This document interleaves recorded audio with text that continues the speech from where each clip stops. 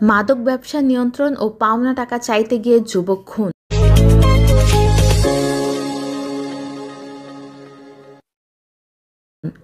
নারায়ণগঞ্জের সোনারগাঁয়ে মাদক ব্যবসা নিয়ন্ত্রণ ও পাওনা টাকা চাওয়াকে কেন্দ্র করে ফজলে রাব্বি নামের এক যুবককে কুপিয়ে হত্যার অভিযোগ উঠেছে মাদক ব্যবসায়ীদের বিরুদ্ধে। 9 জুন রবিবার রাত 9টার দিকে উপজেলার মোগরাপাড়া ইউনিয়নের বাড়ি মজলিস গ্রামে এই ঘটনা ঘটে। নিহতের লাশ সোনারগাঁ উপজেলা স্বাস্থ্য কমপ্লেক্সে নিয়ে যাওয়ার পর কর্তব্যরত চিকিৎসক রাব্বিকে মৃত্যু ঘোষণা করেন। নিহত রাব্বি ওই এলাকার সানাউল্লাহ ব্যাপারীর বাড়ির ভাড়াটিয়া আক্কাস আলীর ছেলে। হত্যাকাণ্ডের ঘটনার সঙ্গে জড়িতদের গ্রেফতার চেষ্টা চলছে বলে জানিয়েছেন সোনারগাঁ থানার পরিদর্শক মোহাম্মদ মহসিন।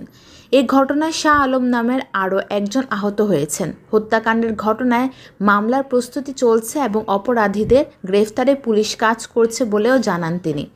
পুলিশ ও এলাকাবাসী সূত্রে জানা যায়, উপজেলার মোগরাপাড়া ইউনিয়নের বাড়ি মজলিস এলাকায় দীর্ঘদিন ধরে মাদক ব্যবসায়ী ও বিভিন্ন অপরাধীদের আখড়া হিসেবে পরিচিত।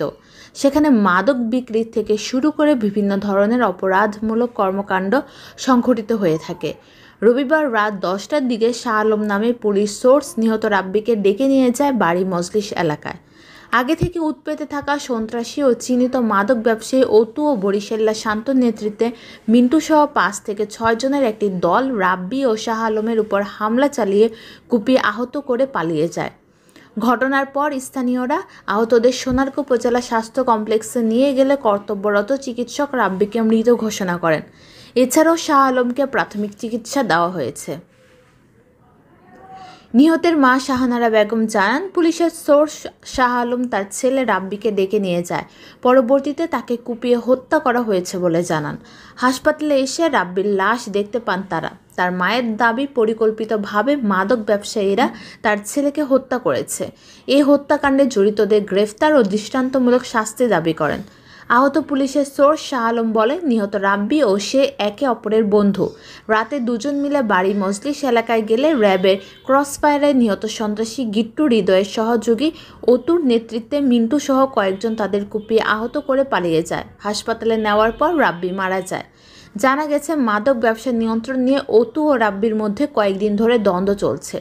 গত কয়েক বছর ধরে রাব্বি মাদক ব্যবসায়ী অতুর সাথে মাদক ব্যবসায় জড়িয়ে পড়ে। মাদক বেচা কেনার সময় 10,000 টাকা বকেয়া করে। পাওনা টাকা পরিশোধ করতে তালবাহানা করলে আফিয়া সিএনজি পাম্পে তাকে পেয়ে কুপিয়ে আহত করে। সোনারগাঁ থানার পরিদর্শক মোহাম্মদ মহসিন বলেন, হত্যাকাণ্ডের পর নিহতের লাশ উদ্ধার করে ময়না তদন্তের জন্য মর্গে পাঠানো হয়েছে। এই ঘটনায় মামলা প্রক্রিয়াধীন। হত্যাকাণ্ডের ঘটনার সঙ্গে জড়িতদের গ্রেফতার চেষ্টা চলছে।